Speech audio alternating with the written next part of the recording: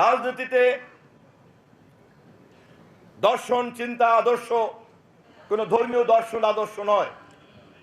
ধর্মীয় দর্শন আদর্শ সর্বশক্তিমানকে ঘিরে আবর্তিত হয়।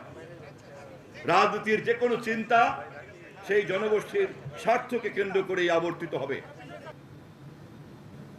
আপনারা যারা নৌকা মার্কায় ভোট দিয়েছেন বহুদিন, অথবা অন্য কোনো মার্কায় ভোট দিয়েছেন, যারা বিশ্বাস করেছেন যে আপনাদের রাজনৈতিক, সামাজিক, ধার্মিক, ধর্মীয় এবং অর্থনৈতিক অধিকারের জন্য এটা করা উচিত, আপনারা কোনো ভুল করেন নাই।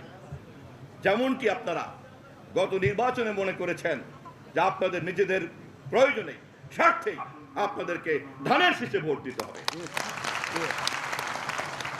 রাজনৈতিক কোনো মার্কা দেবতা প্রদত্ত কোনো মার্কা নয়। রাজনৈতিক মার্কা, রাজনৈতিক দল, রাজনৈতিক নেতা কোনো দেবদেবী নয়।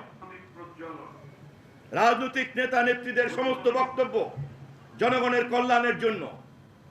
যতক্ষণ পর্যন্ত জনগণ তা কল্যাণ কর্মসূচি হিসাবে গ্রহণ করবে, ততক্ষণই সেই দল এবং সেই মার্কা জনগণের কাছে গ্রহণযোগ্য থাকবে।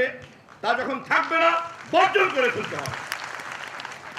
সে কাজ আপনারা করেছেন বলেই 2024-এর 5ই আগস্ট আমরা তাকিয়ে তাকিয়ে দেখেছি এই দেশের সনাতন সম্প্রদায় সহ সংখ্যালঘু সম্প্রদায়ের মর্মবেদনাকে পুঁজি করে যারা রাজনৈতিক হাতিয়ারে পরিণত করে ফেসিবাদের একটা বড় হাতিয়ার তৈরি করেছিল, যখন প্রমাণ হয়ে গিয়েছিল এটা ব্যবসা ছাড়া কিছু নয়, তখন তারা পালিয়ে গিয়েছিল।